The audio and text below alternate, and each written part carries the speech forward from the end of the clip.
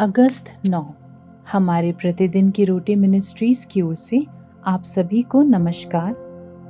आज के मनन का विषय है परमेश्वर के लिए अच्छी परेशानी, मार्विन विलियम्स की ओर से। पवित्र शास्त्र का भाग मत्ती रचित सुसमाचार 12 अध्याय 9 से 14 तक। वहाँ से चलकर वो उनके आराधनालय में आया। वहाँ एक मनुष्य था जिसका हाथ सूखा हुआ था।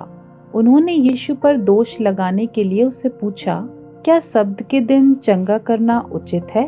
उसने उनसे कहा, तुम में ऐसा कौन है जिसकी एक भेड़ हो और वो सब्त के दिन गड्ढे में गिर जाए तो वो उसे पकड़कर ना निकाले?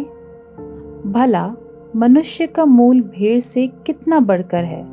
इसलिए सब्त के दिन भलाई करना उचित है। तब उसने उस मनुष्य से कहा, अपना हाथ बढ़ा। उसने बढ़ाया और वो फिर दूसरे हाथ की तरह अच्छा हो गया। तब फरीसियों ने बाहर जाकर उसके विरोध में सम्मति की कि उसे किस प्रकार नष्ट करें। मुख्य वचन मत्ती 12 उसका 12। भला मनुष्य का मूल्य भेड़ से कितना बढ़कर है, इसलिए सब्त के दिन भलाई करना उचित है। एक दिन छठी कक्षा की छात्रा ने देखा कि उसका सहपाठी एक छोटे से उस्तरे से अपना हाथ काट रहा है। सही काम करने की कोशिश में उसने उस्तरा उससे ले लिया और उसे फेंक दिया।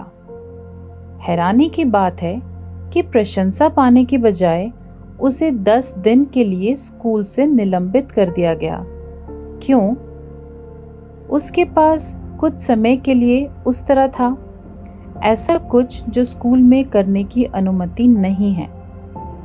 जब उससे पूछा गया कि क्या वो फिर से ऐसा करेगी, तो उसने जवाब दिया, भले ही मैं मुसीबत में पड़ जाऊं, मैं फिर से ऐसा करूंगी। जिस तरह इस लड़की के अच्छे काम करने की कोशिश ने उसे मुसीबत में डाल दिया, उसी तरह यीशु के राज्य में हस्तक्षेप करने का कार्य ने उसे धार्मिक अगुओं के साथ अच्छी मुसीबत में डाल दिया। फरीसियों ने यीशु द्वारा एक विकृत हाथ वाले व्यक्ति की चंगाई को उनके नियमों का उल्लंघन बताया। मसीह ने उनसे कहा कि अगर परमेश्वर के लोगों को सब्त के दिन गंभीर परिस्थितियों में पशुओं की देखभाल करने की अनुमति थी, तो भला मनुष्य का मूल्य भेड़ से कितना बढ़कर है। क्योंकि मनुष्य का पुत्र तो सब्त के दिन का भी प्रभु है। सब्त का प्रभु होकर यीशु ये तय कर सकते थे कि उस पर क्या करना है और क्या नहीं। ये जानते हुए कि ये धार्मिक नेताओं को नाराज करेगा, उसने फिर भी उस आदमी के हाथ को पूरी तरह से ठीक कर दिया।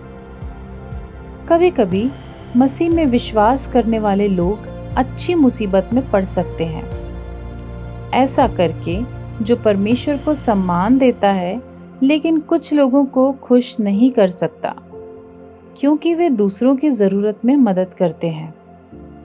जब हम ऐसा करते हैं जैसा कि परमेश्वर हमें मार्गदर्शन देता है, तो हम यीशु का अनुकरण करते हैं और प्रकट करते हैं कि लोग नियमों और रीति रिवाजों से ज्यादा महत्वपूर्ण हैं। आप दूसरों को दयालुता कैसे दिखा सकते हैं? आपको परमेश्वर के लिए अच्छी मुसीबत में शामिल होने का इच्छुक क्यों होना चाहिए? प्रिय यीशु, कृपया मुझे उन रीति रिवाजों से दूर रखें जो दूसरों से प्रेम करने से रोकते हैं। आमीन।